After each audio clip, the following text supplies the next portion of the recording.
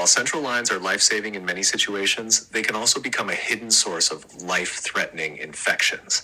Infections occur in up to 25% of patients with long-term central lines, potentially leading to sepsis, organ failure, and even death if not managed properly.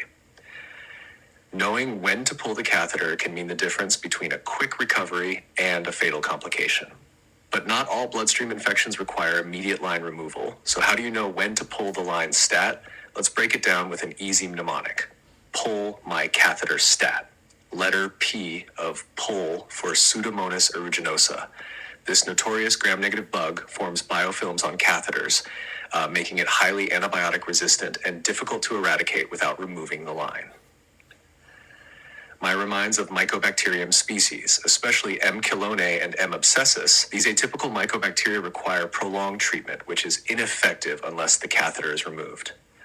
From letter C of catheter, remember Candida species. Fungal infections in the bloodstream are a red flag. They are associated with high mortality, and antifungal therapy alone is rarely enough unless the infected line is pulled. Last word stat reminds us of Staphylococcus aureus.